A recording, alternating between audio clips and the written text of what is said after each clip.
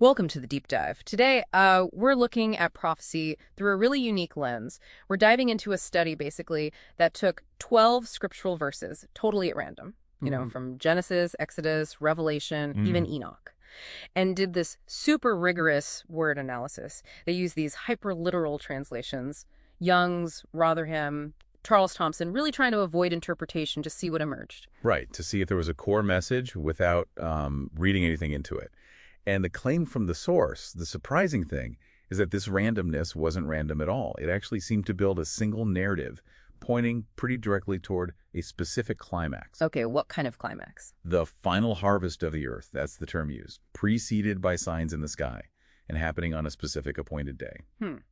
Okay, let's get into that. If we're sticking just to the language, avoiding interpretation, how does the sequence start? The sources say, it doesn't begin here on earth. No, that's right. The trigger, according to this analysis, happens up in the heavenly court.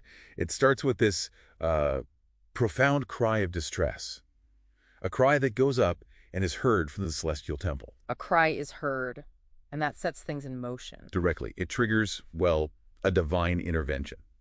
And the language used, drawn from the verses, is very certain, like, I have seen the affliction of my people, and am come down to deliver them. My people.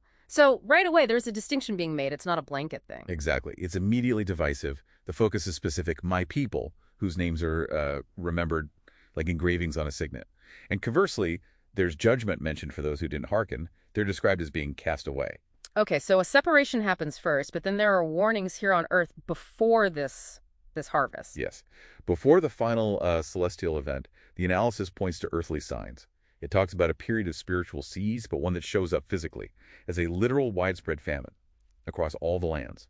A global famine, like really widespread. That sounds like a pretty major warning in itself, like the Joseph story, maybe. Some are prepared, some aren't. That's the parallel drawn, yeah. A remnant is preserved. But here's the thing about the timing. Even with the famine, the actual climax, the day of the Lord, is emphasized as sudden, unexpected. As a thief in the night, that phrase. Exactly. Coming upon a world that's spiritually dark, unprepared. That's the night context. Yeah. And the agent of this harvest, it's described quite vividly in Revelation. One sitting like to a son of man, on a white cloud, golden crown, holding a sharp sickle, ready to gather. Right, the harvester figure. Okay, this is where it gets really specific, isn't it? The final warning sign. The source claims 7 comets. Now, hang on. If we're avoiding interpretation, how do you get from, say, 7 demons in Luke to 7 comets? That sounds interpretive. It does on the surface. But the analysis frames it as pattern recognition, using those hyperliteral words. They use the story of the 7 demons leaving Mary Magdalene as a microcosm, a small pattern, suggesting the final cosmic sign, the macrocosm, will also be 7-fold, like 7 comets. And they link this timing to the end of the 7th week mentioned in Enoch, seeing it as like the closing bracket on this era.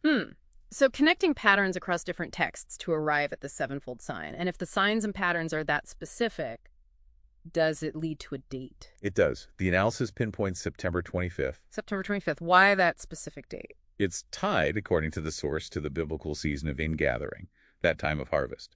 They propose that's the appointed day the heavenly treasury, mentioned in Deuteronomy, opens up to kick off the event. Wow. Okay, so sudden harvest, September 25th. What happens immediately after? The source talks about astonishment. Profound astonishment. Yeah, the word used is existomi in the Greek. It's more than just surprise. It implies being like thrown out of your senses, utter shock, global bewilderment. So the world is left reeling, basically. And into that confusion, the analysis claims, comes the next step. Supernatural help. The Comforter, the Spirit, is sent to the remaining remnant to teach you all things and bring all things to your remembrance. It's like a new way of understanding is given directly to make sense of the shock. Okay.